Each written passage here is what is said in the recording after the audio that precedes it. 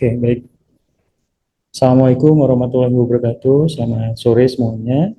Salam. Waalaikumsalam warahmatullahi wabarakatuh. Semoga juga Oke, baik. Terima kasih rekan-rekan semua. Alhamdulillah hari ini kita bisa bertemu di pertemuan pertama mata kuliah Manajemen Bisnis Waralaba. Harapannya ini bisa terus kita lakukan secara online karena saya berada di luar kota, tidak ada di Jambi. Jadi makanya saya dari awal menginformasikan untuk semua anggota kelas, please open cam. Saya akan mencek satu-satu mahasiswa yang nggak males open cam ya. Jadi untuk selalu open cam selama kegiatan perkuliahan. Jadi nanti menjadi penilaian saya untuk keaktifan di kelas. Jadi beberapa penilaian saya salah satunya adalah teman-teman fokus dengan kegiatan perkuliahan di sana. Nah, rekan-rekan, saya adalah dosen praktisi, jadi saya akan melatih teman-teman mahasiswa Universitas Jambi untuk tough menghadapi persiapan masa depan kalian. Jadi setelah lulus itu nggak seindah yang dibayangkan ya teman-teman.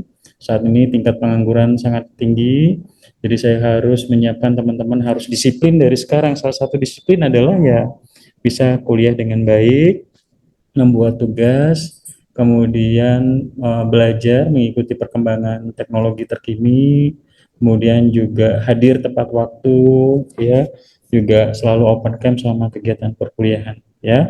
Tolong di notes untuk semua anggota kelas.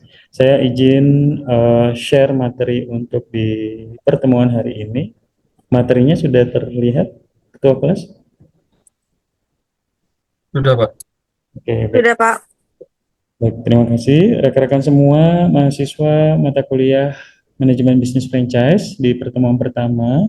Jadi saya akan mengampu mata kuliah ini bersama Pak Andang. Jadi nanti Pak Andang akan melanjutkan setelah UAS ya. Jadi mata kuliah Manajemen Bisnis Franchise oleh saya sendiri Bambang Purnomo SEMM tanggal 13 Februari 2025. Oke, sebelum masuk mungkin teman-teman pasti banyak yang belum kenal dengan saya. Kenapa kok Bapak ini tiba-tiba langsung strict harus open cam gitu ya. Muhammad Aksal, Muhammad Iqbal ya, Husna Khairunisa, Kani Akbar.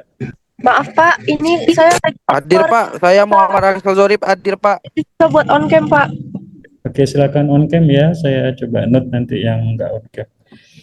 Oke, rekan-rekan semua, saya akan sangat strict karena di dunia pekerjaan saat ini memang harus disiplin dan kebanyakan Gen Z sangat-sangat tidak memiliki eh, kemampuan untuk daya saing yang tinggi kalau harus saya katakan, dan ini saya pengen semua mahasiswa yang saya didik pengen kedepannya biar lebih sukses lagi karena saya dititipi oleh kampus Unja, dititipi oleh orang tua teman-teman untuk mendidik rekan-rekan bahwa di universitas ya, mungkin yang membedakan teman-teman semua di sini mahasiswa dengan yang tidak kuliah adalah pola pikir, mindset, cara berkomunikasi, networking ya.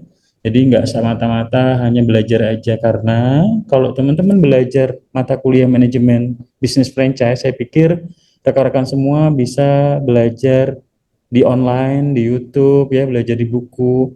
Tetapi bagaimana saya bisa membuka pola mindset teman-teman semua di sini, itu adalah tugas saya, sehingga pengabdian yang saya lakukan di Universitas Jambi itu bisa memberikan manfaat bagi rekan-rekan semua di prodi kewirausahaan ya. Jadi mohon maaf, saya harus strict untuk bisa membantu Unja membentuk mahasiswanya. Karena jujur ya, saya juga dari universitas di Sumatera. Jika dibandingkan dengan lulusan dari kampus-kampus yang ada di Jawa ya, kita memang ada cukup gap ya. Akhirnya saya pengen benar teman-teman harus benar-benar bisa memperkuat dari sisi kemampuan skillsnya sehingga kita bisa bersaing dengan lulusan dari kampus-kampus yang terbaik di Jawa seperti itu ya. Oke, rekan-rekan semua, saya coba lanjutkan untuk kegiatan perkenalan hari ini. Rekan-rekan semua, jadi nama saya Bambang Purnomo, jadi saya lahir di Jambi 10 April 1985. Saya suka hobi lari dan traveling. Saya juga punya YouTube channel Bambang Purnomo. Saya lulus S1 saya di Universitas Andalas, masuk tahun 2003, kelas internasional, jurusan manajemen. Kemudian saya melanjutkan S2 saya di program Magister Manajemen di Universitas Sriwijaya. Kemudian jurusannya fokusnya di manajemen pemasaran. Kemudian saat ini dari tahun 2021 saya sebagai dosen praktisi di Fakultas Ekonomi dan Bisnis Universitas Jambi. Kemudian pengalaman bekerja saya setelah lulus di tahun 2007 di Universitas Andalas di Padang, saya bekerja pertama kali di Hewlett Packard Indonesia. Jadi setelah wisuda, seminggu setelah wisuda saya alhamdulillah dapat pekerjaan di HP, Hewlett Packard. Mungkin teman-teman tahu laptop merek HP ataupun laptop ya, printer merek HP, mungkin teman-teman pernah menggunakan. Saya bekerja di perusahaan IT ini lebih dari hampir sekitar 2 tahun. Jadi tahun 2007 saya bergabung di tim Fresh Graduate Development Program Total Customer Experience, melayani complaint handling gitu ya. Kemudian tahun 2007 saya sempat ditugaskan sebagai Area Development Manager di wilayah Lampung untuk mendistribusikan produk di produk printer, laptop, consumer, dan enterprise. Kemudian di tahun 2008 sampai 2009 saya ditugaskan di Sumatera Utara di Medan untuk megang wilayah Sumatera Utara dan Aceh waktu itu untuk produk printer. Kemudian untuk saat ini di tahun 2009 sampai saat ini saya bertugas di Telkomsel, anak perusahaan dari PT Telkom Indonesia. Jadi di tahun 2009 saya sempat bertugas sebagai Staff Market Customer Development di Palembang. Kemudian di tahun 2012 saya promosi di Bengkulu sebagai Head of Youth and Community di branch Bengkulu. Kemudian 2014 berpindah bagian di Head of High Value Customer di Bengkulu. Kemudian 2020 saya bertugas di Jambi sebagai Head of Direct Sales Operation di Jambi. Kemudian di tahun 2023 saya sempat ditugaskan sebagai tim Direct Sales Postpaid dan tim IndiHome di Jambi. Kemudian di 2023 sampai 2024 saya sebagai Head of Retention Loyalty Branch Jambi, dan terakhir di Agustus saya kembali ke Bengkulu di 2024 ini sebagai Head of Customer Care Operation Branch Bengkulu. Jadi hampir 20 tahun bekerja ini di IT dan di telco industri. Semoga sedikit bisa memberikan insight dan pengalaman yang nantinya mungkin dari pengalaman ini bisa membuka cakrawala teman-teman bahwa ketika ingin terjun ke dunia pekerjaan ataupun dunia bisnis, mungkin bisa didapatkan dari pengalaman yang saya miliki. Kemudian salah satu alasan kenapa saya juga sangat menarik untuk bisa menjadi bagian dosen pengajar di mata kuliah manajemen bisnis kewirausahaan, manajemen bisnis waralaba ya di prodi kewirausahaan. Kebetulan saya juga running lebih dari 10 tahunan ini juga menjadi seorang pelaku UMKM, pelaku usaha mulai dari kuliner, refleksi keluarga, peternakan ayam petelur ya. Kemudian juga saya pernah buka franchise soto Lamongan. Jadi kalau teman-teman, Pak, Bapak kan ngajar matkul ini, ada pernah pengalaman buka franchise gak? Yes, saya udah punya pengalaman membuka usaha franchise dari Surabaya, soto Lamongan. Kemudian saya juga pernah buat butik Ulma Galeri bersama istri, butik Muslimah, kemudian bebek goreng Pak Selamat, kemudian olahan teh remunggai atau daun kelor, batik bakul remunggai, kemudian juga properti rental juga di bisnis yang saya jalani. Jadi dari pengalaman di profesional di telco, di IT, dan juga di bisnis ya, pelaku UMKM, setidaknya mungkin dari pengalaman hampir 20 tahun ini bisa memberikan insight dan sharing ke rekan-rekan semua di sini untuk bisa belajar mendalami bagaimana kita menjadi calon-calon next young entrepreneur ya. Jadi saya selalu semangat nih kalau bisa sharing terkait entrepreneurship, karena memang saya pengen selalu mendorong mahasiswa-mahasiswa saya ini menjadi calon-calon entrepreneur. Jadi setelah lulus diharapkan, karena teman-teman sudah mengambil keputusan untuk mengambil prodi kewirausahaan, jadi teman-teman harus yakin bahwa setelah lulus itu teman-teman harus bisa membuka bisnis, membuka lowongan pekerjaan untuk orang lain dan bisa memberikan manfaat bagi orang lain.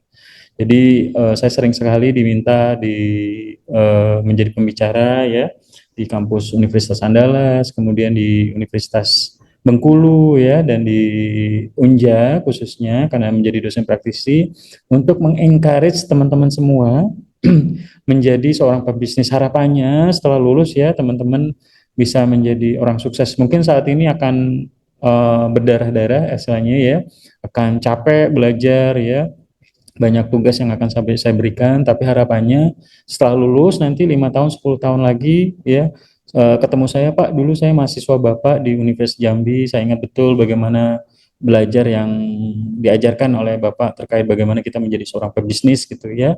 Nah, ini harapannya bisa menjadi ilmu yang bermanfaat buat teman-teman semua dari saya sebagai pengabdian saya di dunia pendidikan, karena saya memang pengen ketika saya mengajar itu ilmu yang saya miliki itu bisa bermanfaat bagi orang lain, karena ingat sebaik-baiknya manusia adalah yang bisa memberikan manfaat bagi orang lain, tetapi please comply dengan rules yang saya buat, rajin buat tugas ya, kemudian open camp, kemudian disiplin masuk kuliahnya ya. Kalau misalnya teman-teman rajin buat tugas, selalu hadir tepat waktu, open camp, pasti nilainya saya selalu berikan, nggak ada yang nama DI, selalu AB.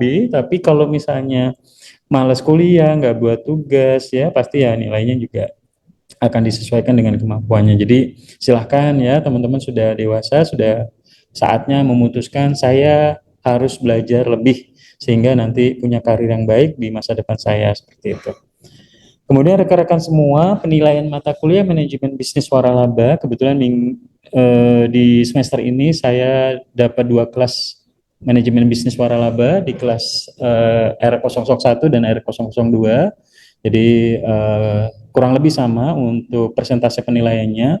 Jadi saya akan menghargai mahasiswa-mahasiswa yang mengikuti proses. Jadi kalau misalnya nanti nilai UTS-nya tinggi, ya misalnya nilai UTS-nya 100 misalnya, tapi kehadiran nggak pernah, open camp nggak pernah, tugas assignment-nya nggak pernah dikerjain, kuisnya nggak dikerjain, ya pasti nilainya juga rendah. Tapi kalau misalnya UTS-nya nilainya cuma 50 skornya, tapi hadir keaktifan di kelas, tugasnya buat setiap saat ya, tugas setiap minggu itu dibuat, pasti saya akan berikan nilainya bisa nilai A atau nilai B, nggak masalah. Jadi karena saya selalu menghargai proses, bukan tiba-tiba dapat hasil UTS menjadi nilai utama, tidak. Karena sebagai seorang pebisnis ya, pengalaman saya, kita harus menghargai proses. Jadi pada saat orang berproses dari A sampai Z ya, pasti ada di titik tertentu dia akan turun. Tetapi kalau misalnya saya lihat konsistensi teman-teman, bisa hadir kuliah, aktif di kelas, dan tugas selalu dibuat, pasti saya akan selalu hargai ya. Nah, dari teman-teman mohon perhatiannya untuk mata kuliah ini, please keep attention. Jadi harus bisa mengikuti kegiatan perkuliahan dengan baik untuk masa depan teman-teman ya. Saya sebagai dosen praktisi ini hanya membuka pintu dan mengarahkan aja. Jalannya ya teman-teman sendiri ya, saya nggak bisa memaksakan. Orang tua juga teman-teman sudah susah payah memberikan ini ya support untuk kuliah di Unja ya. Ingat ya, banyak sekali di luar sana yang pengen kuliah di Unja, kuliah di Fakultas Ekonomi, dan harusnya kita semua di sini harus bersyukur ya. Jadi salah satu cara bersyukur adalah ya kuliah dengan baik, buat tugas ya, aktif di organisasi. Seperti dulu saya pas zaman kuliah, saya aktif di 5-6 organisasi, beberapanya ketua organisasi, dan dengan kemampuan organisasi itu yang bisa membuat kita lebih baik lagi. Jadi buat mahasiswa sekarang ya, yang masih semester 3 misalnya ya, please aktif di kegiatan organisasi, mungkin bisa di HIMA, di BEM, ataupun di kegiatan organisasi lainnya. Jadi teman-teman bisa improve ya. Ingat teman-teman, mungkin yang suka buka open TikTok ataupun Instagram saat ini, teman-teman lihat bahwa lagi rame tagar kabur aja dulu, mungkin ya pasti aware ya teman-teman bahwa kita saat ini jumlah pengangguran juga tinggi, sulit mencari pekerjaan, dan ini juga harus menjadi perhatian teman-teman. Ketika lulus harus bisa punya skillsnya apa, misalnya yang lain jadi pekerja ya teman-teman bisa jadi, karena udah disiapkan jadi prodi kewirausahaan untuk menjadi seorang entrepreneur, ya bisa fokus mulai dari yang kecil dulu. Misalnya Niki mulai mau berbisnis, sukanya misalnya jualan skincare, silakan jadi berbisnis jualan skincare. Atau misalnya si Ariski ini sukanya pempek, bisa jualan pempek ya. Atau si siapa Husna Khairunisa nih yang nggak open camp mungkin ya, ya bisa jualan jilbab misalnya, silakan ya. Jadi teman-teman bisa fokus dengan eh, hal-hal yang disukai sehingga bisa mendapatkan value yang didapatkan dari hal-hal yang disukainya dalam berbisnis.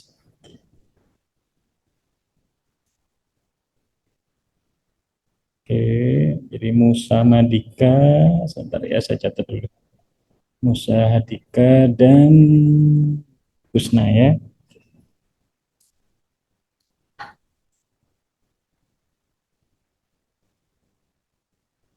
Musa dan Husna Khairunisa.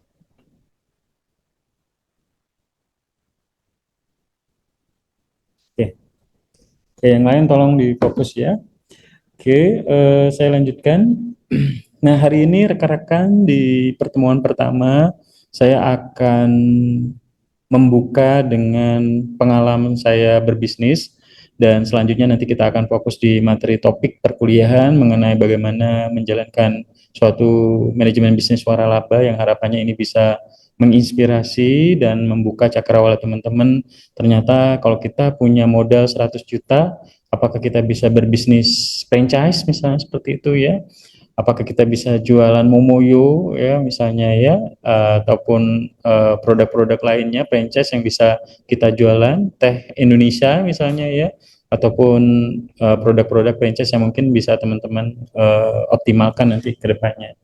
Oke, nah sebelum kita masuk, saya akan men-trigger teman-teman, kenapa sih kok kita harus mempelajari, mengapa kita penting mempelajari manajemen bisnis franchise, dan ini harus diperhatikan untuk kita semua. Kalau nggak penting, ngapain kita belajar mata kuliah ini gitu ya. Nah, karena mata kuliah ini penting bagi calon-calon entrepreneur seperti teman-teman, calon-calon pengusaha muda yang sukses, yang nanti kita ketemu sama saya 10 tahun lagi, sudah sukses gitu ya, itu kebahagiaan buat saya. Jadi saya sekarang men-trigger buat teman-teman bisa mempunyai wawasan bagaimana menjalankan bisnis franchise. Nah, yang pertama manajemen, saya yakin definisi manajemen ini sudah tertanam di teman-teman semua dari awal masuk di Fakultas Ekonomi di jurusan manajemen ya. Teman-teman sudah mendapatkan mata kuliah pengantar manajemen. Jadi manajemen itu adalah suatu proses ya, POAC, planning, organizing, actuating, controlling ya.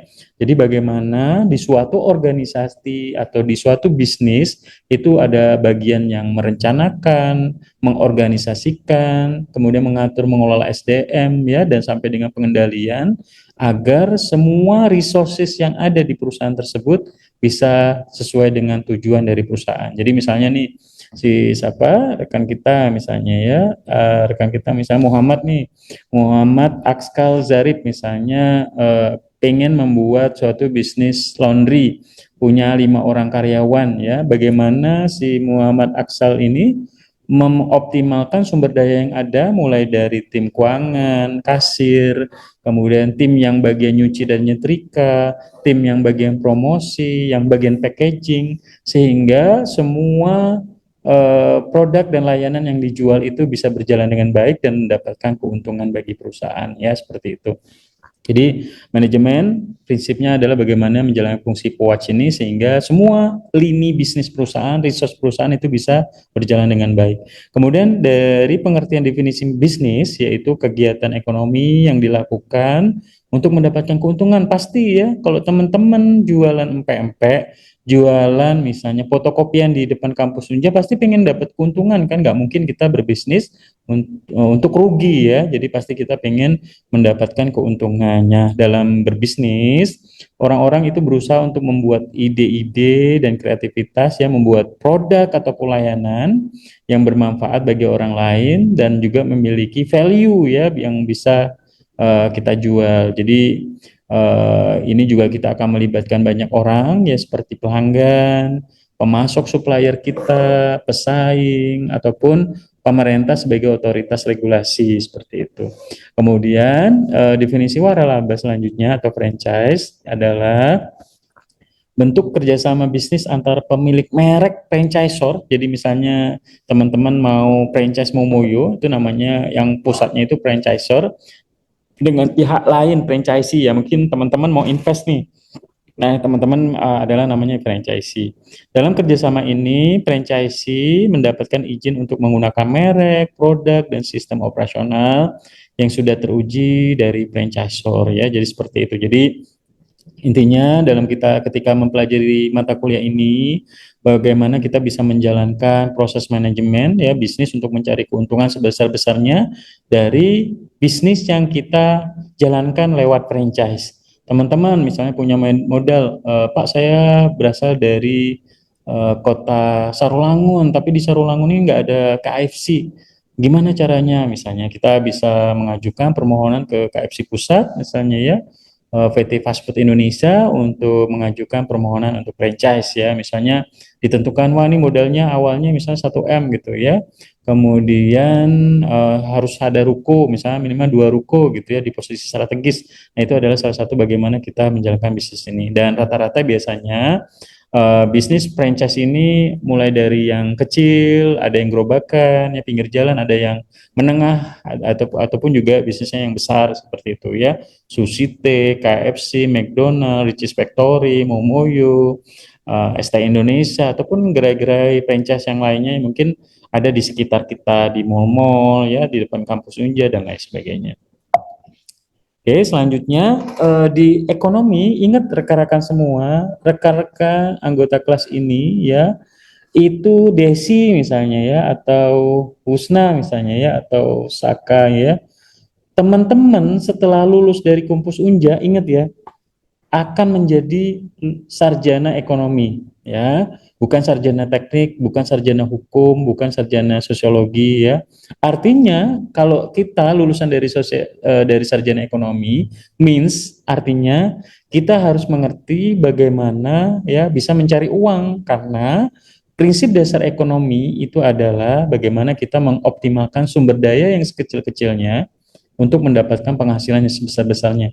Misalnya Dewi berbisnis ya pasti ingin untung gitu ya. Bagaimana Dewi dengan kreativitasnya membuat bisnis menggunakan digital marketing, iklan, packaging, membuat brand ya, promosi dan lain sebagainya bisa mendapatkan keuntungan yang sebesar-besarnya. Jadi ingat prinsip ekonomi ya, bahwa teman-teman setelah lulus dari Unja, teman-teman harus memiliki prinsip bagaimana kita bisa mengoptimalkan sumber daya yang ada untuk mendapatkan keuntungan sebesar-besarnya lewat bisnis, dagang, apalagi teman-teman calon-calon entrepreneur ya seperti itu ya. Nah, kenapa saya ingin men-trigger teman-teman menjadi penyemangat bahwa ketika kita menjadi seorang pengusaha, pelaku UMKM ya, apalagi teman-teman prodi kewirausahaan ini, teman-teman ini disiapkan harapannya menjadi calon-calon pengusaha muda selanjutnya. Jadi teman-teman di sini anggap aja ada 20-an orang, ya dari 20 orang ini anggap aja 1 orang nanti setelah lulus bisa menyerap 5 orang tenaga kerja, 5 kali 20 ada 100 calon tenaga kerja yang bisa diserap gitu ya. Jadi harapannya dengan adanya teman-teman ini bisa menyerap lapangan pekerjaan sebesar-besarnya. Nah, kenapa latar belakang mengapa saya menjadi entrepreneur ya, mungkin teman-teman bisa di ini ya dipahami. Yang pertama, ada quote yang sangat bagus dari Bapak investasi ya, Warren Buffett, "Do not put all your eggs in one basket." Ya, mungkin teman-teman tahu artinya, mungkin Ingrid ya, mungkin ya, misalnya Ingrid di kantongnya ada 10 telur, kemudian berjalan ya, tiba-tiba kesandung batu, kemudian telurnya biar ya pecah semua ya. Tapi kalau misalnya Ingrid dari 10 telur itu dipisah, ada 3 telur di keranjang A, keranjang B, keranjang C, keranjang D, totalnya 10 telur, tiba-tiba jatuh, masih ada keranjang-keranjang lain yang tetap telurnya bisa tetap nggak hancur ya. Jadi artinya bagaimana kita mengolah portofolio dalam manajemen keuangan, diversifikasi ya. Jadi prinsip portofolio ini harus ditanamkan oleh teman-teman sebagai calon pengusaha, calon pelaku UMKM bahwa kita harus mendiversifikasikan bisnis keuangan kita, sehingga prinsip portofolio itu bagaimana usaha, aset, keuangan, investasi itu bisa kita lakukan, sehingga pada saat misalnya kemarin terjadi COVID ya, bisnis saya beberapa hancur, tapi saya tetap bisa cukup ya dengan adanya bisnis-bisnis lain yang bisa bertahan seperti itu. Kemudian yang kedua, never rely on one income ya. Saya selalu berprinsip bahwa prinsip ini yang selalu ditanamkan oleh orang tua saya, bahwa tidak boleh kita hanya mengandalkan satu pekerjaan aja. Misalnya setelah lulus kita bekerja gitu ya, kita hanya mengandalkan di satu pendapatan saja dan kita mengandalkan di sana, karena tiba-tiba terjadi PHK dan lain sebagainya, habis sudah ya. Tapi kalau kita punya injakan kaki yang lain ya, punya pendapatan yang lain ya nggak masalah, kita masih bisa tetap berjalan, tetap berlari seperti itu. Kemudian money work for us. Ingat teman-teman ya, sebagai seorang investor ataupun seorang pelaku UMKM nanti ke depannya, bahwa kita harus berprinsip bahwa bagaimana memaksimalkan uang untuk bisa bekerja dengan kita. Katakanlah teman-teman punya uang, punya investasi nanti ke depannya, bagaimana uang tersebut bisa menghasilkan pendapatan untuk kita gitu. Caranya ya, bisa kita investasikan di surat berharga, kita bisa investasikan ke rumah-rumah kontrakan, kos-kosan, atau bisa kita investasikan ke bisnis, franchise, dan lain sebagainya, sehingga uang itu bisa menghasilkan uang kembali, dan tanpa kita bekerja pun bisnisnya tetap berjalan dan kita bisa mendapatkan uang. Jadi bagaimana uang ini bisa bekerja untuk kita, itu adalah filosofi yang harus teman-teman pahami. Kemudian tidak terikat ya, ingat ya teman-teman, menjadi seorang pebisnis itu kehebatannya adalah teman-teman tidak terikat. Saya mungkin sebagai seorang karyawan, saya harus masuk pagi, jam 6:30 harus berangkat ke kantor. Kalau teman-teman menjadi seorang pebisnis, teman-teman bebas mau menentukan masuk kerjanya, mau jam 10 siang, jam jam 5 sore baru ke bisnisnya, silahkan ya. Jadi bagaimana teman-teman dengan menjadi seorang pebisnis itu tidak terikat, jadi memiliki kebebasan, lebih kreatif dan bisa kolaboratif gitu. Kemudian bisa mengeksplor kemampuan di dalam diri sendiri. Misalnya nih ya, teman-teman di sini suka Ingrid misalnya, atau si Dela misalnya, Dela sukanya jilbab misalnya, dan pengen buat jilbab yang segmennya anak muda, kemudian harganya di harga yang cocok untuk mahasiswa, silakan ya. Bagaimana kita bisa mengoptimalkan kemampuan yang kita miliki, mengarahkan orang-orang di bawah kita, tim kita, karyawan kita untuk membuat sesuatu dengan kreativitas kita gitu ya. Kemudian juga banyak bertemu dengan orang baru, mulai dari penjual, pembeli ya, supplier, kemudian mitra dan lain sebagainya, sehingga kita banyak relasi dan networking. Nah, kemudian bonus pendapatan eksponensial nih. Kalau misalnya Zuhri ya, setelah lulus kuliah dari kampus Unja, kerja misalnya di Bank Jambi misalnya, dapat gaji misalnya 5 juta misalnya, udah gajinya segitu aja. Tapi kalau misalnya menjadi seorang pebisnis, misalnya Kevin nih, menjadi seorang pebisnis otomotif misalnya ya, dia memiliki pendapatan eksponensial, artinya nggak terbatas. Bisa aja nanti dapatnya per bulan 100 juta, 500 juta, bisa juga nggak dapat apa-apa karena rugi ya. Jadi pendapatan eksponensial berdasarkan dari ya besarnya bisnis yang dijalankan. Kemudian yang terakhir, ingat kita harus mempersiapkan untuk menghadapi some bad things happen in the future. Kita nggak tahu apapun yang akan terjadi di masa yang akan datang, karena masa yang akan datang itu tidak pasti. Yang harus kita lakukan adalah menyiapkan plan A, plan B, plan C, plan D. Misalnya nanti setelah lulus, Pak, kok susah banget cari kerjaan saat ini, apa yang harus saya lakukan? Silakan mulai dari yang kecil ya. Jangan pernah melihat orang yang memulai bisnis dari jualan gerobakan di pinggir jalan.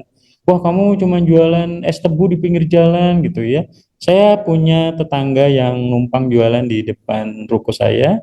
Kemudian dia jualan es tebu. Dia sebelumnya honorer ya, gajinya 500.000 per bulan. Kemudian baru ditransfer 3 bulan sekali, dan dia cobain jualan es tebu. Ternyata sekarang punya 10 titik gerobak, dan per masing-masing gerobaknya per hari rata-rata 100.000. Bayangkan ya. Jadi anggap aja per hari per gerobak 3 juta kali 10 dapat 30 juta minimal dari berbisnisnya. Bayangkan kalau dia hanya bekerja saja, dia nggak akan mendapatkan pendapatan eksponensial seperti ini. Jadi kita harus menyiapkan plan A, plan B. Salah satunya yaitu kita harus berpikir kreatif. Apa nih yang disukain orang saat ini? Oh, kayaknya di Jambi lagi suka seblak nih. oh di Jambi kayaknya lu suka pempek nih atau tekwan, atau oh di Jambi kayaknya suka jilbab nih, ataupun jualan baju atau distro dan lain sebagainya. Silakan teman-teman optimalkan kemampuannya, kreativitasnya, sehingga produk dan layanan yang dijual itu bisa memberikan manfaat bagi orang lain. This is why, or this is background kenapa saya fokus pengen menjadi seorang entrepreneur agar bisa memberikan manfaat bagi orang lain ya. Oke, next. Nah, tujuan mulia berbisnis ya.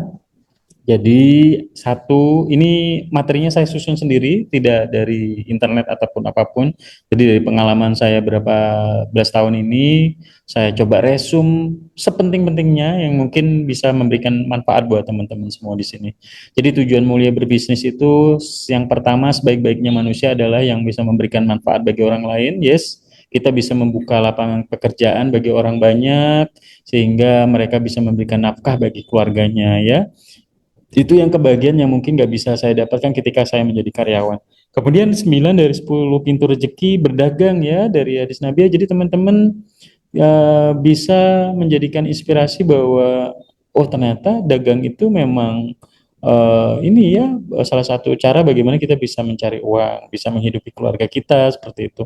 Kemudian juga mendorong pertumbuhan perekonomian Indonesia ini bisa menjadi negara maju karena kita di Indonesia ini persentase orang yang menjadi berwirausaha itu 3-5%. Sedangkan di negara maju itu sampai 15%. Jadi dari total penduduk Indonesia yang masih menjadi pelaku UMKM, pelaku usaha itu masih kecil sekali. Jadi butuh rekan-rekan semua di anggota kelas ini yang disiapkan untuk menjadi calon-calon pengusaha muda berikutnya ya. Kemudian waktu yang fleksibel, tadi ya saya bilang teman-teman bisa memiliki waktu yang fleksibel. Dan yang terakhir, sekecil-kecilnya usaha yang kita jalankan, kita adalah bosnya. Jadi teman-teman, walaupun teman-teman sebagai pekerjanya, misalnya buat kue misalnya ya, teman-teman yang packaging, mempromosikan, membuat konten, mengantar, teman-teman bosnya gitu ya. Dan jangan pernah malu untuk melakukan itu. Nah, ini mungkin pengalaman saya jatuh bangun yang mungkin nggak semua orang bisa dapatkan seperti yang saya. Jadi pengalaman jatuh bangun ini sangat costly ya. Jadi dari beberapa bisnis yang saya jalankan banyak juga yang hancur, yang bangkrut, yang mungkin saya ceritakan hari ini bisa menjadi inspirasi teman-teman bahwa ketika kita menjalankan bisnis nggak moro-moro langsung untung gitu ya. Tiba-tiba wah Dela mau membuat bisnis langsung kaya raya tahun depan nggak mungkin ya. Misalnya Zuria ya mau buat bisnis skincare tiba-tiba langsung bisa beli Ferrari tahun depan gitu ya. Atau bisa ini ya kayak para penjual skincare yang viral di TikTok gitu ya. Jadi nggak menurut saya nggak semudah itu.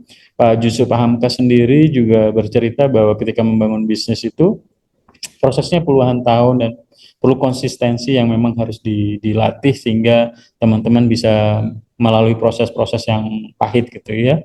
Nah, yang pertama ya, jadi saya memulai bisnis sama istri menjual butik muslimah, butik Ulma Gallery namanya. Tahun 2012 sampai 2015 kita jualan pakaian pria dan wanita muslimah di sebuah ruko, ada jumlah karyawan ada 1 orang. Kemudian akhirnya kenapa bisnis ini harus saya tutup dan ternyata ya salah satunya kita semakin sepi, omsetnya juga semakin kecil, dan kemudian banyak orang yang belanja di online dan di mall sehingga kita harus menutup karena cost operasional ya. Jadi teman-teman bahwa ketika kita membangun bisnis ya kadang ya nggak sesuai dengan harapan gitu ya. Kita sudah berusaha inginnya membuat bisnis ya pakaian segmentasi misalnya muslimah, nggak taunya nggak cocok dengan segmen pasarnya, dengan kondisi market sehingga harus tutup seperti itu.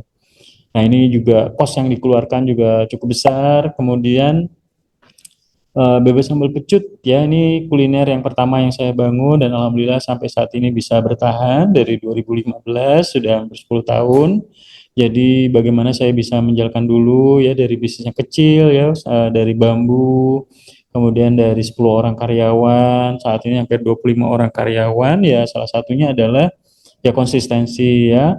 Awalnya ya walah cuman buat bisnis ini apa kayak kandang ayam, rumah makannya gitu ya. pasti juga sedih gitu ya. Tapi ya itulah bagaimana kita terus konsistensi bisa menjalankan bisnis sehingga bisnis kita terus tumbuh dan terus berkembang ya. Harus semangat, jangan malu dan jangan mental tempe ya. Yang harus teman-teman lakukan karena pada saat nanti kita membangun banyak masalah ya, mulai dari karyawan berantem, kemudian yang kedua ada karyawan yang melarikan uang usaha. Saya juga pernah menghadapi motor operasional karyawan dibawa lari sampai ke Bangko dari Bengkulu, itu luar biasa. Jadi nggak semudah yang dibayangkan, tapi yang terpenting adalah kita bisa menjalankan bisnis itu dengan konsisten dan semangat tanpa henti. Dan juga mengalami naik turun ya pada saat COVID ya, saya harus mengurangi karyawan setengahnya. Namun setelah 3 bulan setelah COVID, alhamdulillah kita bisa bertahan kembali dan alhamdulillah bisa bertahan hingga saat ini.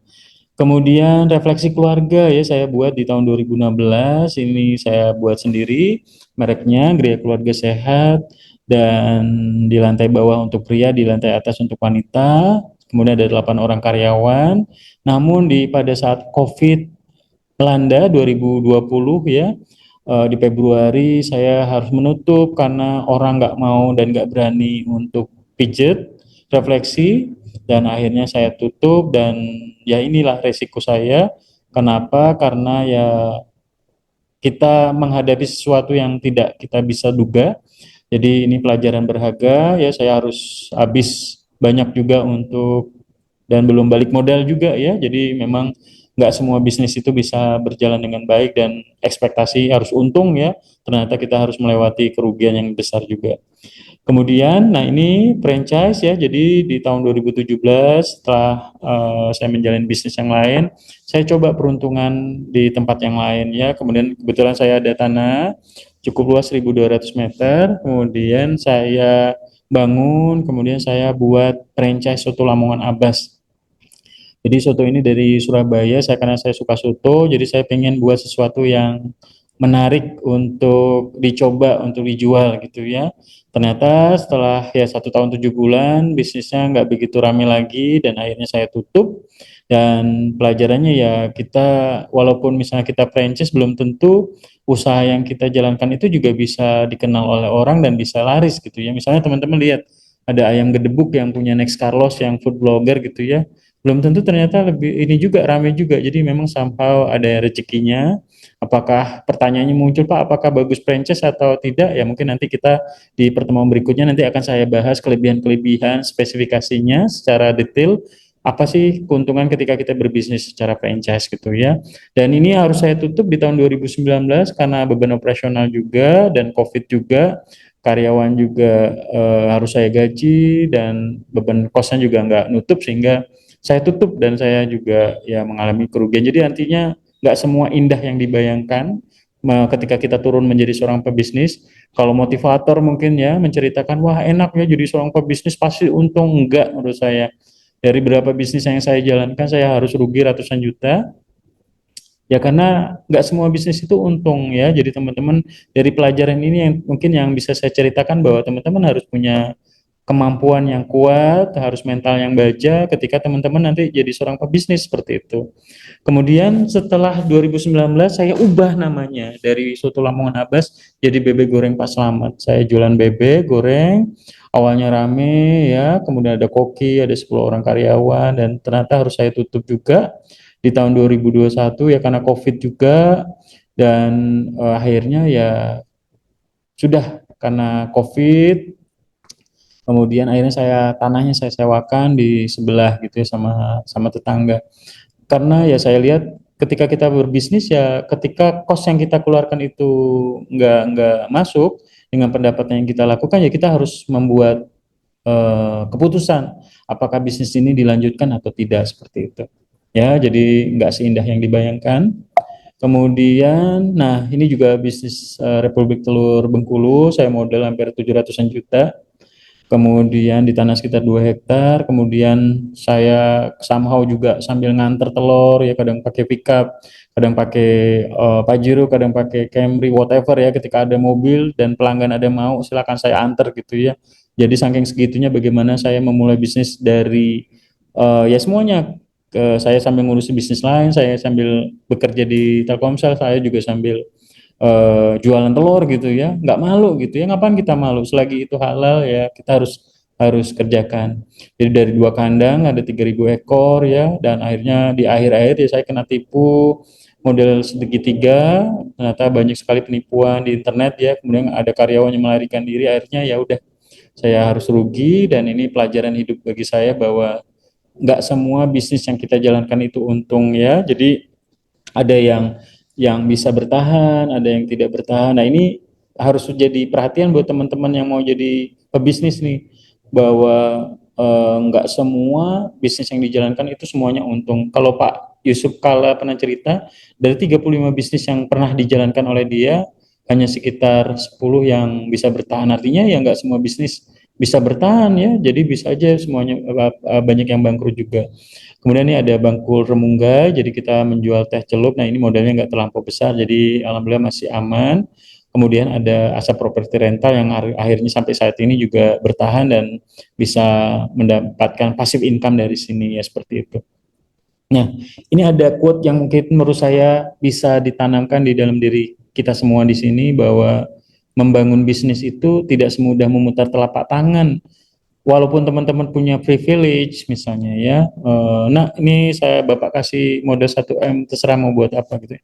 Nggak semudah yang dibayangkan ternyata, bahwa kita harus punya semangat yang tiada akhir, integritas, fokus, serta konsistensi.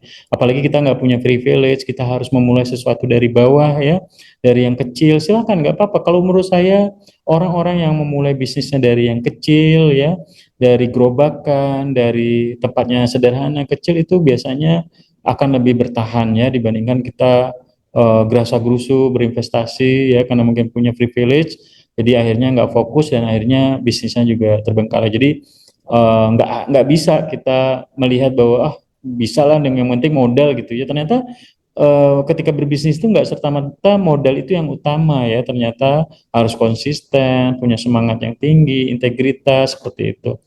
Nah, kemudian nih, ada beberapa mentality yang saya coba define dari berapa belas tahun saya berbisnis. Yang pertama, jangan malu. Nah, ini teman-teman nih, mungkin Saka nih mau berbisnis jualan, misalnya jualan donat, atau Desi pengen jualan apa ya, jangan malu ya, selagi itu halal silakan gitu ya. Dimulai dari sekarang, mau jadi dropshipper atau jadi affiliate marketers gitu ya, silakan jualan gitu, jangan malu. Kemudian percaya diri, harus pede nih. Ya kalau misalnya Dela jualan jualan apa, olahan puding misalnya, tapi malu jualan, malu posting di medsosnya, ya gimana kita mau bisa jualan? Jangan malu. Ngapain kita malu, selagi tidak merugikan orang lain dan halal, silakan dimulai dari sekarang gitu ya. Kemudian semangat tanpa hati. Nah, ini yang harus dipegang. Jangan tiba-tiba rugi sedikit langsung lembek, langsung udahlah nggak usah dilanjutin. Udahlah ini aja, kayak gini aja udah syukur. Jangan seperti itu. Memang punya harus semangat tanpa hati. Ingat, coba tadi ya, lihat dari 7 bisnis, 8 bisnis yang saya jalankan, sekitar 5 bisnis kolaps ya. Jadi ya whatever ya, saya terus berusaha, terus berkembang ya, salah satunya ya punya semangat gitu ya. Kemudian no riba. Nah, ini saya pegang dari awal saya berbisnis. Saya nggak pernah mau memiliki pinjaman ke bank karena yang pertama riba, kemudian berbisnis itu kita nggak tahu keuntungannya setiap bulannya, tapi kalau pinjaman ke bank tuh pasti setiap ini udah pasti ya, misalnya sebulan harus nyicil berapa juta misalnya gitu ya. Sedangkan pendapatan bisnis kan nggak pasti. Mungkin ada sedikit berbeda pandangan ya. Ada juga yang bilang, wah kalau kita nggak pakai pinjaman ke bank, bisnis kita stuck, nggak bakal maju. Tapi kalau kalau saya pribadi dengan istri, saya lebih no riba karena hidup saya lebih tenang. Walaupun bisnis saya mungkin nggak sebesar teman-teman yang lain yang menggunakan riba, tapi saya nggak punya utang, bisnis saya tenang, saya bisa makan enak, bisa tidur enak tanpa harus mikirin pinjaman ke bank. Nah, ini yang mungkin sedikit beberapa pengusaha mungkin sedikit beda. Ada juga yang ayo pakai pinjaman ke bank gitu ya. Kalau saya lebih nggak seperti itu. Kemudian bisa dipercaya, amanah nih ya, ingat ya, misalnya Muhammad Iqbal punya utang sama suppliernya bulan depan tanggal 1, bayar tepat waktu, jangan juga kita ini ya nunda-nunda. Ini mungkin ada nih ya, suka tolong pinjam dulu 100, nanti baru bayarnya entah kapan gitu ya. Kalau saya selalu dari awal, kalau saya memilih memudahkan urusan orang lain, termasuk mahasiswa saya ya. Kalau mahasiswanya rajin, open camp terus pasti saya kasih A, saya kasih B ya. Tapi kalau ya dia ya mempersulit dirinya sendiri ya dia pasti akan kesulitan. Jadi saya selalu berusaha gimana caranya mempermudah urusan orang lain. Salah satunya ya misalnya kita punya utang, ya kita harus bayar tepat waktu. Bila perlu sebelum utang jatuh tempo kita sudah harus bayar. Kreatif. Nah, teman-teman lulusan sarjana dan harusnya lebih kreatif.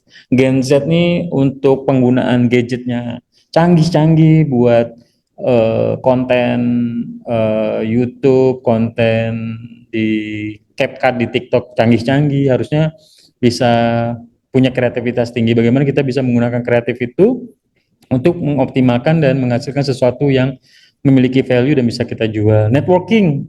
Nah, teman-teman, kalau kuliah di kampus ya, kalau menurut saya nggak serta-merta cuman dapetin ilmu doang ya, karena sepengalaman saya, dengan kita kuliah di kampus itu bahkan itu bisa jadi mitra kita ya. Misalnya nih, Yongsi Manulang dari Medan, kemudian Muhammad Iqbal dari kota Jambi ya, tiba-tiba membuat bisnis besar.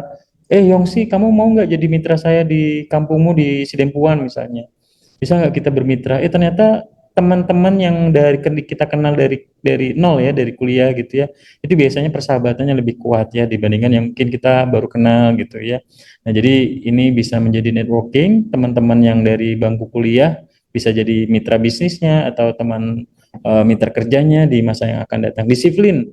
Nah, kenapa saya dari awal bilang harus disiplin, open camp ya, Bapak ini cerewet kali gitu ya. Cuman itulah yang akan terjadi, karena kalau ketika teman-teman nanti terjun ke bisnis tapi nggak disiplin, bangunnya siang, males-malesan, usahanya kadang buka kadang enggak ya, pelanggan akan lari ke tempat lain yang rajin jualan gitu ya. Jadi kenapa saya strict, karena setelah lulus itu nggak seindah yang dibayangkan. Mau bisnis perlu modal besar, kemudian mau kerja cari kerjaan susah, mau kabur dulu aja ke luar negeri butuh 80 juta ke Aussie, ke Jerman lebih besar dari itu, butuh visa, butuh paspor, butuh modal gitu ya. Gimana caranya ya? Kita harus benar-benar disiplin dari sekarang ya, karena ini yang akan bermanfaat. Karena yang bermanfaat ini ya buat teman-teman sendiri. Saya hanya memberikan insight. Nanti setelah lulus ya teman-teman yang akan menghadapi kehidupan yang penuh berat ini gitu ya, penuh cobaan ini. Jadi harus seperti itu. Kemudian konsisten tadi ya, konsisten semangatnya, konsisten membuat produk yang bagus yang bisa dijual. Kemudian juga kerja cerdas, kita ya bisa menggunakan mesin, menggunakan internet, menggunakan digital marketing, sehingga jualannya nggak perlu lagi nih jualan di depan misalnya jualan di lampu merah, bagian brosur nggak lagi zamannya. Kita bisa menggunakan Meta Ads, digital marketing dan lain sebagainya seperti itu.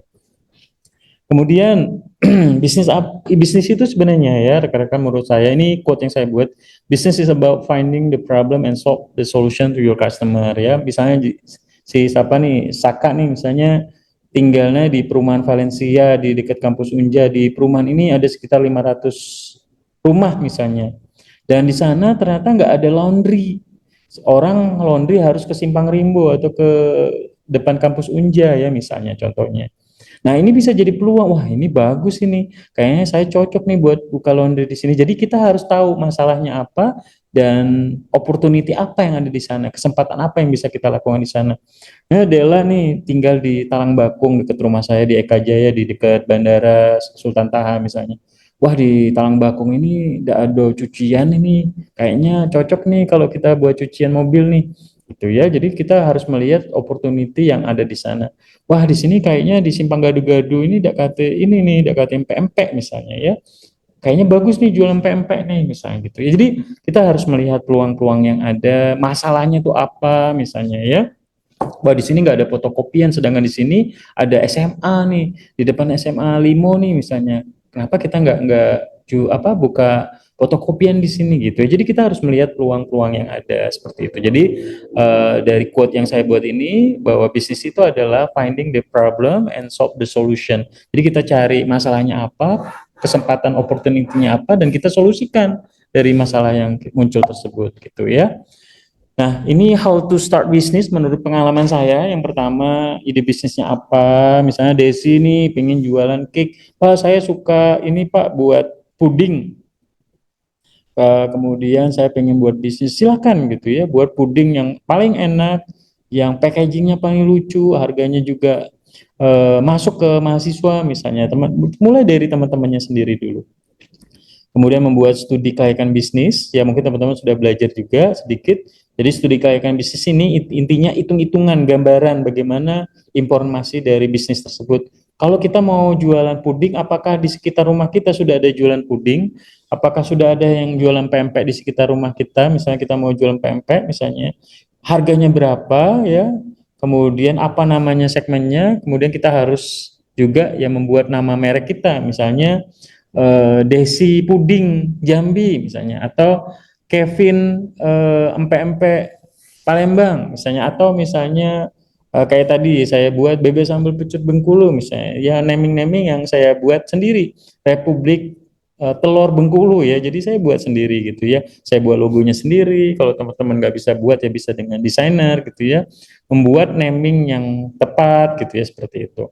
Kemudian juga menentukan harga jual, misalnya Desi nih mau jualan pempek, satu empek-empek kecil Langer itu harganya misalnya modalnya 1.000, Desi jual 1.500, ya kita bisa mendapat keuntungan sekian gitu ya. Jadi kita harus menentukan harga pokok penjualannya, kemudian harga jualnya berapa. Kemudian baru mulai berjualan dengan mempromosikan di media sosial, lewat iklan di Meta Ads, lewat promosi lewat e-commerce, juga kita jualan di e-commerce, di marketplace dan lain sebagainya ya. Jadi inti semua ini adalah kita memulai, kemudian mengeksekusi dan menjalankan dan mengevaluasi dari produk yang kita jual. Kenapa ini, ada nggak masukan dari pelanggan? Wah, empek-empeknya enak tapi kayaknya cukonya kurang pedes nih Desi, bisa dipedesin lagi nggak pakai apa, gula merah dari Linggau misalnya gitu. Jadi hal-hal yang seperti ini, masukan dari pelanggan itu bisa menjadi perbaikan kita buat kedepannya. Nah, ini ada quote yang bagus dari Om Bob Sadino almarhum. Saya pernah mengundang beliau pada saat tahun 2004 2005 something, pada saat masih aktif di Badan Eksekutif Mahasiswa di Universitas Andalas. Jadi ngundang beliau, jadi beliau sharing bisnis apa sebenarnya bisnis yang bagus. Jadi bisnis yang bagus menurut Om Bob Sadino buat teman-teman yang calon-calon entrepreneur ini adalah bisnis yang dibuka, bukan ditanyakan terus ya. Jadi kalau misalnya si Saka ini sukanya gadget, ya bisa berbisnis yang berhubungan dengan gadget, jualan PS misalnya, PS second, PS2, PS3 gitu second, karena harganya murah dan masih banyak diminati untuk mahasiswa misalnya. Jadi bisnis yang disukai dan jangan ditanyakan terus. Silahkan buka, misalnya Delanya sukanya jilbab, jualan jilbab ya silakan gitu ya. Jangan pernah meremehkan usaha sekecil apapun orang. Kita nggak tahu ya, mungkin sekarang ya mungkin ada yang teman-temannya di sini IPK-nya ada yang 1,5, ada yang IPK-nya 2,3, ada IPK-nya 2,5. Kita nggak tahu, tiba-tiba nanti kedepannya 10 tahun lagi kita ketemu dia sudah jadi direktur. Ya, kita nggak tahu. Jadi jangan pernah melihat orang lain itu sebelah mata. Alah, kamu nilainya rendah, paling nanti jadi ini tukang ojek atau jadi tukang parkir. Jangan pernah, kita nggak boleh pernah mengunderestimate siapapun itu ya. Karena rezeki dan usaha apapun itu sudah ada garis tangannya. Jadi yang dilakukan teman-teman adalah sekarang memperbaiki kemampuannya dan mengimprove skillsnya sehingga kita bisa memberikan manfaat bagi orang lain. Caranya ya menjadi pelaku usaha seperti itu. Nah, ini yang mungkin bisa teman-teman lakukan ya saat ini zaman digital, teman-teman bisa menggunakan semua media sosial media, platform, promosi di YouTube, di Facebook, di Instagram bisnis, di WA bisnis, di TikTok, jualan di Shopee, di Tokopedia ya, Bukalapak udah tutup ya. Nah, kita harus bisa bertransformasi lewat digital marketing yang mungkin teman-teman sudah belajar juga, bahwa ketika kita berbisnis di era digital saat ini, coba semua orang di kampus pasti punya handphone smartphone. Ya, saya di telekomunikasi ya sudah hampir 20 tahun ini ya, semua orang itu berproses. Dulu mungkin pas zaman-zaman saya kuliah itu masih pakai handphone Nokia 2100. Yang pakai handphone itu orang-orang yang dalam tanda kutip cukup mampu ya, karena memang kan pulsanya mahal. Tarif pulsanya waktu itu Rp350, kemudian handphonenya juga gadgetnya mahal waktu itu ya. Jadi yang kalau sudah punya handphone di kampus neteng handphone itu sudah paling paling keren lah gitu ya. Nah, semakin ke sini ya orang udah menggunakan iPhone, menggunakan Android ya, yang speknya sudah RAM-nya sudah besar-besar ya, tinggi-tinggi. Kemudian juga bagaimana teman-teman bisa memanfaatkan gadget yang ada itu bisa menghasilkan uang, bisa mempromosikan bisnisnya, bisa membuat konten, membuat video, sehingga orang menarik nih menggunakan atau membeli produk yang kita buat dari iklan lewat digital marketing. Nah, rekan-rekan semua, ini prinsip yang juga saya selalu pegang ya, walaupun mungkin dari beberapa bisnis yang saya jalankan juga banyak yang bangkrut, tapi saya selalu berprinsip bahwa the cost of being wrong is less than the cost of doing nothing. Kalau nggak saya mulai bisnisnya itu dari umur 30-an dari dulu, kalau saya baru memulai bisnis itu di umur 50 tahun ketika saya mau pensiun baru mulai, itu mungkin saya nggak bisa mendapatkan ilmu ini. Karena kalau teman-teman sudah mau pensiun di umur 55 tahun pensiun, kemudian tiba-tiba membuat bisnis dan bisnisnya bangkrut dan uang satu-satunya dari hasil bekerja itu habis bangkrut, nah teman-teman kan pasti akan, waduh, dapat uang dari mana lagi sedangkan uangnya sudah bangkrut. Tapi kalau teman-teman mulai dari umur 20-an kayak saya nih, saya juga termasuk telat, saya mulai bisnis itu di umur 29. Kalau saya mulai bisnis dari umur 21, 22, jatah gagalnya itu masih banyak.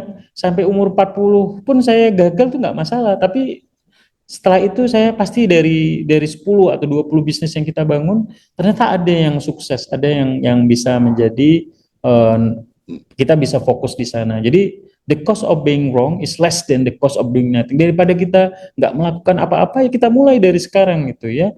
Jangan takut ya. Kalaupun rugi itu bagian dari resiko dari berbisnis. Nah, ini quote yang saya buat. Bisnis itu tidak selalu untung. Ingat ya, ini yang saya katakan karena saya pelaku usaha ya, bukan saya sebagai akademisi. Karena saya sebagai pelaku usaha dan sudah menjalankan belasan tahun usaha, dan ingat, bisnis itu nggak selalu untung, jadi harus siap rugi ya. Jadi misalnya saya harus rugi 700 juta dari bisnis telur, bangun bisnis refleksi 200 jutaan harus saya tutup, bangun bisnis franchise soto Lamongan Abbas, perlengkapan dari Surabaya dikirim, bahan baku dikirim, habis ratusan juta, modal buat bangun tempatnya 500 juta, segala macam harus ditutup juga karena nggak bisa bertahan. Itu adalah bagian resiko saya, bahwa itulah sekolah yang saya dapatkan, bahwa ternyata bisnis itu nggak selalu untung. Tetapi dengan pengalaman yang saya miliki, kedepannya saya akan langsung berhati-hati bahwa ketika kita berinvestasi, kita nggak harus gegabah, ingin ikut-ikutan orang, orang pengen ternak ayam, kita akan ikut ternak ayam. Siapa yang si Manulang pengen temannya jualan otomotif spare part motor, ikut jualan spare part motor juga. Gani Akbar misalnya teman-temannya jualan fotokopi buat buka fotokopian, ikut-ikutan juga. Dela misalnya teman-temannya main Bitcoin, ikut-ikut main Bitcoin, jangan ya. Jadi sesuaikan dengan hati nurani, dengan analisa dari studi kelayakan yang teman-teman buat. Wah, ini kayaknya masuk akal bisnis ini, kita harus bisa buat gitu ya. Silahkan, nanti teman-teman akan dalami, dan ketika teman-teman sudah memulai, teman-teman akan melihat, wah, ini kayaknya nggak bisa. Jadi ilmu-ilmu yang didapatkan ini dari sehari-hari teman-teman ya. Ketika sudah turun terjun menjadi seorang pelaku usaha, wah, saya harus A, saya harus B, saya harus C. Saya banyak bisa bercerita saat ini karena ya dari pengalaman hidup ya. Teman-teman nanti juga akan mengalami hal yang sama. Wah Pak, saya berada di titik paling rendah saya karena saya bangkrut Pak, saya ditipu Pak. Itu biasa. Jadi teman-teman jangan pernah jatuh dan nggak bangkit lagi ya, harus bangkit lagi ya. Saya juga sama mengalami jatuh bangun ya biasa. Kita harus bangkit, harus tekad, dan saya pengen semua 20 orang mahasiswa yang di kelas ini sukses semua. Nanti Pak, saya sudah punya cabang di sana, Pak. Saya sudah punya usaha di sini, Pak. Saya direktur di sini, Pak. Itu kebahagiaan buat saya. Saya minta maaf, harus ngepush teman-teman saat ini, harus benar-benar belajar, karena itulah resiko yang harus kita ambil biar nanti di masa tua kita bisa hidup dengan nyaman, dengan layak, kita bisa traveling kemana aja tanpa harus mikiri beras di rumah habis, token di rumah habis gitu ya. Jadi teman-teman harus masukkan ke dalam hatinya, saya harus sukses sekarang, caranya saya harus belajar dengan baik, banggakan kedua orang tua, lulus tepat waktu, bisa cum laude misalnya, langsung bisa berbisnis ataupun bekerja sambil berbisnis, apapun itu silahkan dilakukan. Yang pasti teman-teman harus memulai dari sekarang. Oke, saya pikir cukup materi hari ini. Semoga bisa menginspirasi pengalaman jatuh bangun saya selama belasan tahun ini berbisnis yang mungkin nggak diceritakan oleh dosen-dosen yang lain, yang mungkin pahit-pahitnya saya ceritakan ke teman-teman biar teman-teman tahu bahwa ketika kita mulai berbisnis ternyata nggak semudah yang dibayangkan. Rugi itu pasti, untung itu bonus. Ya, ingat ya seperti itu.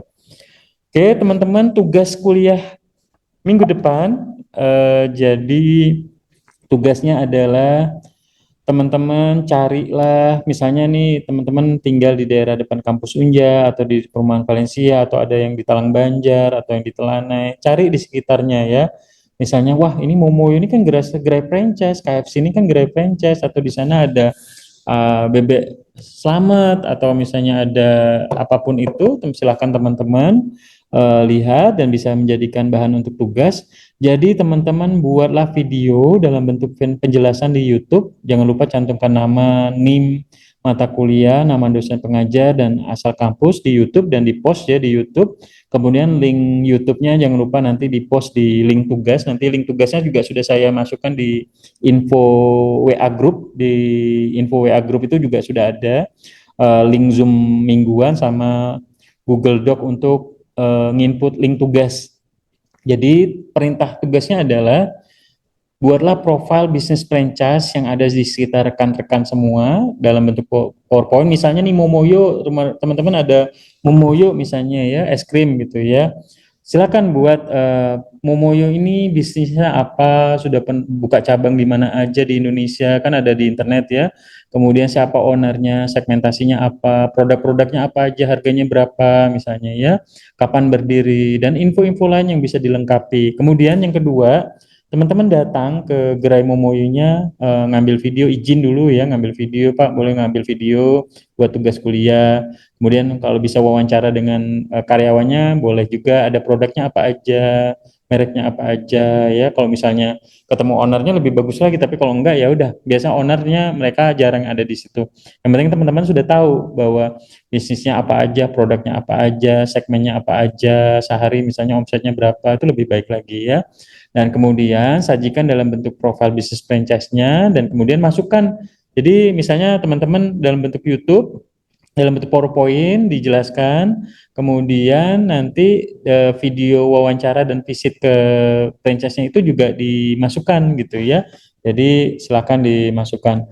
Kemudian untuk yang bertugas presentasi hasil visitnya untuk minggu depan, itu kebagian ada Dela Adelia. Nanti jangan khawatir, semuanya juga nanti ada kesempatan yang sama untuk present. Dela Adelia, Muhammad Aksal Zorib untuk present di minggu depan. Ini Pak, boleh nggak kalau misalnya ini silakan, saya nggak membatasi untuk objek yang diteliti franchise-nya. Franchise-nya siapa aja, misalnya suka nongkrong di apa di Jamtos, misalnya di Jamtos ada bakso Malang atau ada Hokben, ada apapun itu silahkan dibuat, yang pasti yang menurut teman-teman bisa diteliti, ada sumbernya di internet, kemudian dilakukan mengambil video ya. Nanti penjelasannya seperti ini ya. Jadi ini contohnya, jadi teman-teman nanti bisa membuat PowerPoint, ada mukanya, teman-teman di sini kan di Canva kan bisa tuh. Jadi teman-teman bisa record penjelasannya, setelah itu baru digabungkan dengan video visitnya. Misalnya video visitnya 2 menit atau 1 menit, mengambil 30 detik misalnya, mengambil foto depannya, produk-produknya, kemudian nanya dengan karyawannya, silakan ya. Jadi nanti teman-teman bisa gabungkan, misalnya tugasnya jadi 10 menit atau cuma 5 menit, silakan ya. Yang pasti teman-teman harus membuat tugas ini untuk mencari dan mempelajari secara awal bagaimana bisnis waralaba di sekitar rekan-rekan tempat tinggalnya, seperti itu. Oke, saya pikir cukup untuk hari ini. Ada yang mau bertanya terkait tugas sebelum saya absensi kelas? Ada yang mau bertanya? Silakan. Atau yang mau bertanya mengenai materi hari ini juga saya persilakan. Saya mau izin bertanya, Pak. Silakan, siapa namanya? Sebelumnya perkenalkan Pak, nama saya Uswatun Hasana dengan NIM akhirnya 023 Pak. Oke, Uswatun ya, ini yang ketua kelas ya, silakan Uswatun.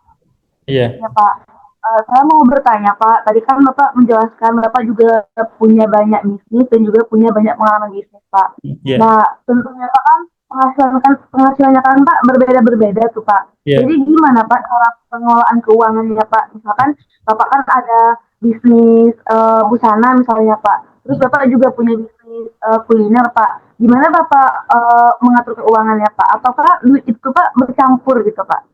Ya, oke, baik. Terima kasih Uswatun. Pertanyaan bagus banget nih, sudah mulai fokus bagaimana kita pengelolaan keuangan ini. Dasar dari bisnis itu adalah nyawanya adalah di keuangan ya.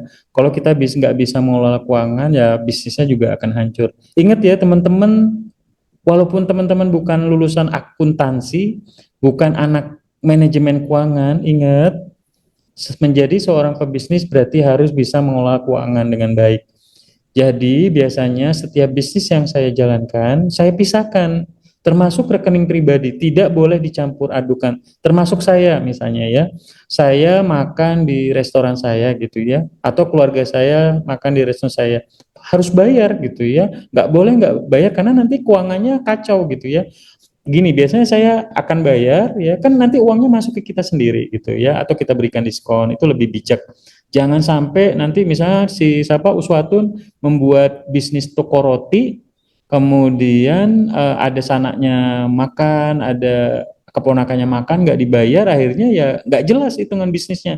Jadi kalau orang Cina itu mengajarkan bahwa bisnis itu harus jelas catatan pembukuannya. Siapapun keluarga kita mau makan atau teman kita, kalau memang kasih diskon silahkan. Tapi ada pencatatan pembukuan. Jangan tiba-tiba makan nggak bayar, akhirnya pencatatannya nggak jelas. Nah, kemudian yang kedua, rekening pembukuan itu juga harus dipisahkan antara rekening pribadi dan rekening usaha. Jadi kita jelas berapa pendapatan harian, kos yang kita keluarkan secara harian, yang mingguan gitu ya, kos bulanan, misalnya bayar listrik, bayar air, bayar karyawan, bayar gaji. Kemudian baru kita bisa ngelihat berapa keuntungan yang bisa kita dapatkan. Jadi jelas ya. Jadi saya biasanya ada karyawan yang mengurusin bagian keuangan ya, kemudian menyetor keuangan, kemudian menyetor uang ke bank ya, kemudian kita harus bayar gaji, bayar supplier dan lain sebagainya. Jadi pengelolaan keuangan itu sangat penting dan selalu saya bedakan setiap usaha orangnya siapa dan rekening yang masuk jangan disamakan karena kalau disamakan nanti kita nggak tahu pencatatannya seperti apa, keuntungan seperti apa. Jadi harus jelas. Dan ini nyawa usaha. Jadi kalau kita tahu laporan laba rugi dari usaha tersebut, kita bisa predik, oh kita usaha ini pendapatannya 5 juta misalnya. Jadi pengeluaran kita sudah kita keluarkan semua, jadi kita bisa. Tapi kalau kedepannya, wah ternyata keuntungannya tinggal 500.000 nih, ngapain kita harus mengeluarkan sebesar ini, tapi pendapat cuma 500.000 gitu. Jadi kita sudah tahu pendapatan, ya laba ruginya gitu harus jelas juga. Jadi bagi seorang pebisnis, sistem keuangan itu juga harus kita buat, sistem kasir juga kita harus buat. Jadi kita mungkin punya pekerjaan lain, jadi smart work atau kerja cerdas itu adalah salah satunya kita memiliki sistem, karyawan-karyawan yang kita indikasi melakukan fraud bisa kita keluarkan gitu ya, kita harus buat sistem yang bagus sehingga jelas pendapatan hari ini berapa, kondisi fisik keuangan yang ada di kasir itu berapa yang kita bayarkan ke si supplier, berapa yang kita setor ke bank, itu jadi harus jelas. Jadi mungkin demikian, mungkin Uswatun yang pengalaman saya dalam mengelola keuangan di usaha benar-benar harus dikelola dengan baik dan dipisahkan antara bisnis yang satu dengan entitas bisnis yang lain biar lebih gampang dalam membuat suatu laporan laba ruginya setiap bulannya. Saya pikir cukup itu ya. Ada yang lain? Uswatun, silakan. Cukup kayaknya Pak. Untuk minggu ini. Ada yang lain? Silakan. Kalau nggak ada, saya izin absen dulu. Bapak mau tanya? Boleh? Silakan. Boleh, silakan. Siapa nih? Pak, nama saya Rosa. Mau nanya yang tugas itu franchise-nya boleh sama atau tidak ya Pak? Terima kasih. Boleh sama, tapi ya objeknya jangan di tempat yang sama gitu ya. Kalau misalnya buatnya sama nanti nyontek gitu ya. Jadi nanti saya akan cek satu-satu, harapannya jangan buat yang sama. Kalau misalnya si Rosa buat Momoyo cabang Telana ya si Uswatun buat Momoyo yang cabang Unja gitu ya. Jadi boleh sama objeknya tapi dibuat dari sisi yang berbeda gitu ya biar biar nggak nyontek ataupun tapi kan nanti teman-teman buat videonya juga berbeda. Teman-teman wawancara kan juga berbeda. Silahkan diatur aja. Jangan juga nanti kontennya sama. Kan saya selalu ngeliat tuh penjelasannya nanti sama aja, profilnya sama. Kan teman-teman biasanya ngopi paste aja tuh dari temennya ya. Jangan sampai seperti itu. Teman-teman harus sebisa mungkin ya buat sendiri. Dan saya akan lihat mana yang memang dibuat sendiri, mana yang memang buat asal-asalan dan ngopi paste dari temennya ya. Please dibuat dengan sebaik-baiknya. Oke, Rosa, sebaiknya berbeda tempatnya, misalnya namanya sama ya silakan mungkin objeknya di tempat yang berbeda, misalnya seperti itu ya. Kan banyak mungkin di sekitar teman-teman. Oke ya. Oke, Oke. Pak. Baik, yang pertama untuk absensi hari ini Muhammad Aksal Zorib ada? Hadir, Pak. Hadir. Kemudian Niki Alpa. Saka ada? Hadir, Pak. Yongsi, Hadir, Pak. Dela, Hadir, Pak. Desi, Hadir, Pak. Kevin, Hadir, Pak. Uswatun, Hadir Pak. Cindy, Hadir, Pak. Muhammad Iqbal, Hadir, Pak. Mustika, Hadir, Pak. Hadir. Muhammad Afrozi Ubaidillah Alfaris, Hadir, Pak. Elia, Sakina, mau Hadir, Pak. ada ya? Sri Wahyuni Alfa ya? Rosa, Hadir, Pak. Rosmayani Pasaribu, Alfa ya? Hadir, Pak. Ada. Oke, Ariski Adit, Alfa ya? Musa, Hadir, Pak. Rizky. oke. Musa hadir? Musa hadir, Pak. Dwi, Hadir Pak Dewi. oh Dewi sorry. Zuhria, Hadir, Pak. Gani Akbar. Hadir, Pak. Oke, teman-teman, terima kasih. Bapak, maaf, Pak. Saya nggak ada, Pak. Musnahkan Nisa. Oke, nanti Itu, Pak. setelah oke, Ingrid juga, Pak. boleh. Setelah ini, kemarin juga sama di kelas sebelah mata kuliah ini juga ada beberapa mahasiswa nggak muncul. Jadi nanti minta tolong setelah ini kirimkan nama di grup kelas, nama dan NIM-nya ya nanti saya input di sini ya. Ada Oke, Pak. ada siapa aja tadi namanya? Husna. Husna ya? Husna sama? Iya, Pak. Nggak ada. Nama absennya nggak ada di sini, Pak. Oh, Husna sendiri. Ada yang lain? Kami juga, Pak. Ingrid ya? Pak. Oh ya. Boleh nanti dikirim ke grup NIM-nya nanti saya input ke sini ya. Bapak, Rika, Pak, ini apa, Apa? Bapak izin Niki hadir Pak, mic-nya nggak hidup barusan dia chat di Zoom ini Pak. Oke. Niki hadir, oke. Nah, rekan-rekan nanti untuk linknya ini sudah saya kirim, sudah ada di ini tapi saya kirimkan kembali. Materinya PDF nanti saya kirimkan juga di WA group. Nanti untuk Zoom-nya mungkin rekam biasa saya setiap mata kuliah itu saya buatkan rekaman video Zoom, saya post di YouTube, saya linknya saya kirimin ke teman-teman di grup, nanti teman-teman bisa pelajari. Nah, untuk link tugas, jadi teman-teman nanti tugasnya dikirim ke sini ya. Jadi teman-teman misalnya nih Muhammad Aksal Zorib besok sudah selesai tugasnya atau hari paling lama tuh hari tugasnya tuh ini hari apa? Sorry. Ini hari Kamis, berarti Rabu depan tugasnya paling lama sebelum jam 5 sore sudah di-upload ya. Jadi tinggal di input di link ini, dimasukin link YouTube-nya, penjelasannya link di sini ya. Seperti itu.